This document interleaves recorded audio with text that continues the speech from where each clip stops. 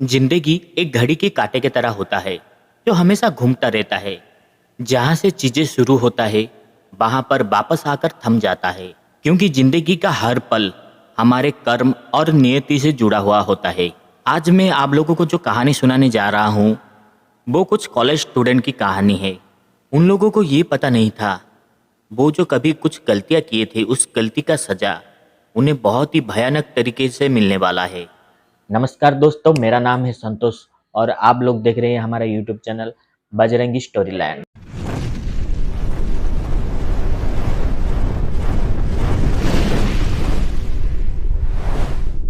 दोस्तों, ये कहानी 4 स्टूडेंट की है जो कि बेंगलोर के रहने वाले थे। तरुण, मनोज, कार्तिक और राधिका। कार्तिक और राधिका लवर्स थे। दोनों एक दूसरे से बहुत ज़्यादा प्यार करते थे। एक बार दशहरा की छुट्टी पर चारों दोस्त मिलकर मोनाली घूमकर आने के लिए प्लान बनाए। इनमें से तरुण जो था कि वो अपने माँ बाप के बिगड़े हुए औलाद था, वो बहुत ही रईस था, और मनोज एक मिडिल क्लास का लड़का था। कार्तिक और राधिका ये दोनों भी मिडिल क्लास के लड़के थे, मगर ये दोनों चुपके से शादी करना चाहते थे क्योंकि इनके घर वालों ने इनके प्यार को स्वीकार नहीं करते थे। जब दशहरा का छुट्टी आया तो तरुण ने अपने गाड़ी निकाला।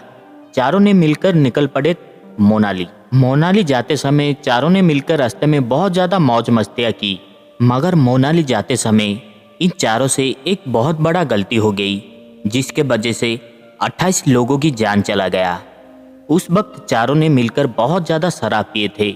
मौसम खराब होने के वजह से आसमान से हल्का हल्का बारिश हो रहा था। ये चारों शराब की नशे में गाड़ी चलाते हुए रोड से जा रहे थे कि मनोज ने कहा, गाड़ी के अंदर बैठकर हम चारों एक सेल्फी लेते हैं। तभी चारों ने मिलकर गाड़ी के अंदर बैठकर सेल्फी लेना शुरू करते हैं। तरुण जो गाड़ी चला रहा था उसका ध्यान गाड़ी के सामने ना होकर कैमरे की ओर चला जाता है। वो चारों मिलकर आराम से सेल्फी लिया करते हैं कि तभी इनके सामने अचानक एक बॉस आ जाता है। तरुण शराब के नशे में अपना गाड़ी लेकर सीधा उस बॉस पर टक्कर मार देता है। बॉस का ड्राइवर इन चारों की जान बचाने के लिए वो बॉस को साइड में घुमा देता है, मगर ड्राइवर को इतना अंदाजा नहीं था कि साइड में घाई था। वो गाड़ी सीधा घाटी से नीचे उतरकर एक पेड़ में लटक जाता है। उस समय उस बॉस में ड्राइवर को मिलाकर पूरे 28 लोग बैठे थे, जो कि वो लोग भी मोनाली गए थे घूमने के लिए। वो वापस आ रहे थे और उन लोगों के साथ ये हादसा हो गया। वो गाड़ी पेड़ में टक्कर खाने के वजह से बॉस का आगे वाला हिस्सा जो ग्लास था वो टूट गया था, इसलिए जो ड्राइवर सीधा घाटी से नीचे गिरकर उसका मौत हो चुका था। अब बचे थे पूरे 27 लोग। गाड़ी के टक्कर खाने के वजह से जो भी थोड़ा बहुत घायल हुए थे वो गाड़ी के अंदर बैठकर चिल्ला रहे थे कि मुझे बचाओ, मगर उन लोगों का आवाज़ सुनने वाला वहां पर कोई भी नहीं था। कुछ ही दूरी जाने के बाद तरुण अपने गाड़ी का ब्रेक मारकर पीछे देखा कि वो जो गाड़ी से टक्कर खाए थे, जो बॉस को इन्होंने टक्कर मारे थे, वो बॉस घाई की ओर नीचे चला गया है। वो चारों गाड़ी से उतरकर भागते हुए उसी जगह पर गए जिस जगह पर यह हादसा हुआ था। उन्होंने वहां जाकर नीचे देखा कि वो जो बॉस था वो घाई के नीचे गिरा नहीं था, वो एक जगह पर जाकर लटक कर रह गया था। एक पेड़, छोटा सा पेड़ था, उस पेड़ में लटक गया था। और उस बॉस के अंदर कई सारे लोग थे, बूढ़े, बच्चे, बुजुर्ग इंसान, सब चिल्लाते थे कि हमें बचाओ, हमें यहाँ से निकालो। वो जो छोटा सा पेड़ था वो कभी भी टूट सकता था, जिसके वजह से बॉस घाई के नीचे गिर सकता था। अगर ये चारों चाहते, थोड़ी सी हिम्मत करते, किसी को मदद मांगने के लिए वहाँ लेकर आते, तो शायद ही वो 27 इंसानों की जान बच सकता था। मगर ये चारों आदमी वो नज़ारा देखकर डर गए थे, घबरा गए थे। तभी शराब के नशे में तरुण कहने लगा, दोस्तों ये हादसा होते समय किसी ने भी नहीं देखा है। अगर हम चारों यहाँ रुके तो शायद हम पर पुलिस केस हो सकता है। जल्दी चलो, यहाँ से हम चलते हैं, किसी को कुछ भी पता नहीं चलेगा। अगर ये हादसे के बारे में मेरे पिताजी को पता चला तो मेरे पिताजी मुझे मार ही डालेंगे, कभी भी मुझे गाड़ी नहीं देंगे। अरे गाड़ी की बातें छोड़ो, अगर उनको पता चला कि मेरे वजह से ये बड़ा हादसा हो गया है वो मुझे खुद ही लेकर पुलिस स्टेशन छोड़कर आएंगे। अगर यहाँ पुलिस केस हो गया ना, हम चारों की ज़िंदगी बर्बाद हो जाएगा। इसीलिए मेरा कहना मानो, किसी को भी पता नहीं चलेगा, यहाँ से हम चलते हैं। तभी कार्तिक और राधिका दोनों हिम्मत करके कहने लगे, नहीं यार, इन लोगों का ये जो हादसा हुआ है ये हमारे वजह से हुआ है। अगर हम थोड़ा सा हिम्मत करके कोशिश करें तो इन लोगों को बचा सकते हैं।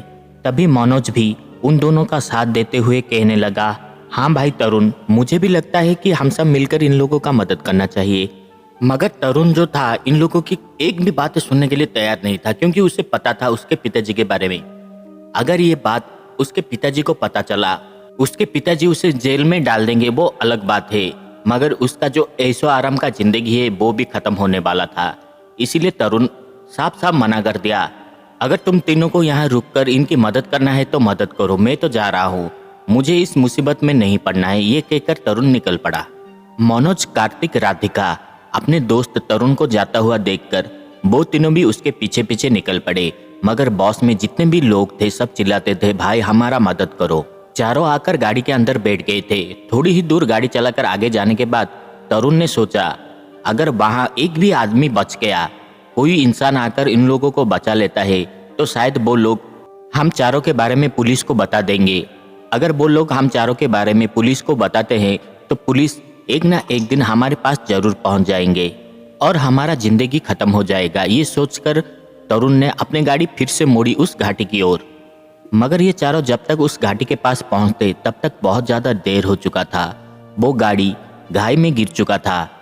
उसमें बैठे पूरे 28 लोगों की जिंदगी चला गया था। वो चारों डर के मारे गाड़ी में बैठकर वहां से निकल पड़े। उसके अगले ही दिन टीवी में न्यूज में ये दिखाया गया कि उस बॉस का ब्रेक फेल होने की वजह से वो घाई में गिर गया था, इसीलिए उस घाई में गिरकर पूरे 28 लोगों की जिंदगी चला गया था। तरुण, मनोज, कार्तिक, राधिका ये डर डर कर जी रहे थे कि कहीं इन लोगों का सुराग कोई पुलिस को मिल ना जाए। मगर न्यूज देखने के बाद ये चारों पूरे शांत हो गए। इन लोगों को पूरा यकीन हो गया था कि इनके ऊपर कोई भी मुसीबत नहीं आने वाला है, क्योंकि पुलिस को पता नहीं था कि इन चारों के वजह से ही वो जो दुर्घटना हुई थी। इस बात को बीते पूरे 8 साल हो चुका है। अब तो चारों की शादी भी हो चुका था। तरुण अपने पिताजी के बिजनेस संभालने के लिए दुबई चला गया। मनोज इंजीनियर बन गया था और कार्तिक, राधिका का भी शादी हो चुका था। कार्तिक डॉक्टर बन गया था। वो राधिका को लेकर मुंबई शहर चला गया था, वहां पर सेटल हो चुका था। कभी कभी चारों मोबाइल में बातचीत किया कर लेते थे, मगर 8 साल हो चुका था, कभी भी ये चारों एक साथ नहीं मिले थे। एक बार चारों मिलकर मोबाइल से ये बात की कि क्यों ना हम चारों एक साथ फिर से मिलते हैं। हमें मिले हुए 8 साल से ज्यादा हो चुका है, क्यों ना हम चारों फैमिली टूर में चलते हैं। इसी बहाने हम मिल भी सकते हैं और हमारा बीबी भी आपस में मिल सकते हैं। उन लोगों को भी तो पता होना चाहिए कि हम चारों में कितनी अच्छी दोस्ती थी। तरुण ने बोला, ठीक है मैं इंडिया आऊंगा, मगर सिर्फ 10 दिन के लिए, सिर्फ तुम तीनों को मिलने के लिए। मगर हम घूमने के लिए जाए तो जाए कहाँ? तभी मनोज ने कहा, अरे यार तुम लोग टेंशन लेने की कोई जरूरत नहीं है। मैं अभी अभी मोनाल में एक होटल बनाया हूँ, बहुत ही अच्छा होटल है, एक बार तुम तीनों आकर तो देखो। 10 दिन का रहना पीना खाना और मौज मस्ती का कोई भी तुम लोगों को प्रॉब्लम नहीं होगा। हम पूरा का पूरा 5 दिन मोनाल में रहेंगे मेरे होटल में, फिर वहां से चले जाएंगे हम ऊटी, वहां से रामेश्वर, कन्याकुमारी ये सब घूमते हुए हम वापस आ जाएंगे। बहुत मजा आने वाला है। मनोज की ये टूर प्लानिंग सबको बहुत ज्यादा पसंद आया। कुछ ही दिनों के बाद दशहरा का छुट्टी आया। कार्तिक और राधिका मुंबई से सीधा मनोज के यहाँ पहुंच गए और तीनों मिलकर तरुण को फोन लगाए, अरे यार तुम कब आ रहे हो? हम तीनों तो एक साथ मिल चुके हैं, बस तुम्हारा ही इंतजार है। तुम्हारा फ्लाइट कितने बजे है? तरुण ने कहा, सॉरी यार मुझे आने में 1 दिन और लग जाएगा, क्योंकि बिजनेस के सिलसिले में मुझे थोड़ा काम है। प्लीज यार ऐसा करो, तुम तीनों सीधा मोनाल चले जाओ, मैं वहां जाकर तुम तीनों को मिलता हूँ। बस एक दिन इंतजार कर लो, मैं आ जाऊंगा। मैं तुम तीनों को सीधा मोनाल में मिलता हूँ। ये कहकर तरुण अपना मोबाइल कट कर दिया। मनोज, कार्तिक और राधिका थोड़ा सा उदास हो गए, मगर कोई बात नहीं, 1 दिन की ही तो बात है। तरुण सीधा हमें मोनाल में मिलेगा, ये सोचकर तीनों मिलकर निकल पड़े मोनाल की ओर। मनोज, कार्तिक, राधिका तीनों मिलकर मनोज की कार में बैठकर मोनाल की ओर जा रहे थे कि अचानक रास्ते पर उनका गाड़ी कुछ खराब होने की वजह से गाड़ी रुक गया। मनोज बहुत कोशिश किया उसे ठीक करने के लिए, मगर उसे समझ में नहीं आया कि गाड़ी में आखिर प्रॉब्लम क्या है। इसलिए वो अपने होटल मैनेजर को फोन लगाया और कहने लगा कि रास्ते में हमारा गाड़ी खराब हो गया है, कोई अच्छा सा मैकेनिकल यहाँ भेज दो। वो तीनों उस जगह पर लगभग 1 घंटा तक इंतजार किए। तभी मनोज का जो मैनेजर था उसका फोन आया और उसने कहा, सर मैकेनिकल जाने में और 1-2 घंटा लग जाएगा, क्या मैं आप लोगों के लिए कोई दूसरा गाड़ी भेज दूंगा? तभी मनोज ने देखा कि उनके पास एक बॉस आकर खड़ा हो गया था। उस बॉस के अंदर कई सारे लोग थे लगता था कोई टूरिस्ट है। बॉस का ड्राइवर ने कहा, सर लगता है आपका कार खराब हो गया है, क्या मैं आप लोगों को कहीं लिफ्ट दे सकता हूँ? हम सब मोनाल की ओर जा रहे हैं। उस वक्त मनोज जो अपने मैनेजर के साथ बात कर रहा था, वो अपने मैनेजर से कहा, नहीं तुम्हें कोई गाड़ी भेजने की ज़रूरत नहीं है, हमें लिफ्ट मिल गया है, हम तीनों एक बस में आ रहे हैं। ये कहकर मनोज, कार्तिक और राधिका तीनों उस बस में चढ़ गए। गाड़ी कुछ ही दूर जाने के बाद बस का जो ड्राइवर था वो इन तीनों को कहा, सर आप कहाँ रहते हैं? मनोज ने कहा, हम यहाँ पर ही रहते हैं, हम तीनों जा रहे हैं मोनाल। हाल ही में मैं एक मोनाल में होटल बनाया हूँ, उस होटल में मेरा बीबी मेरा इंतजार कर रहा है।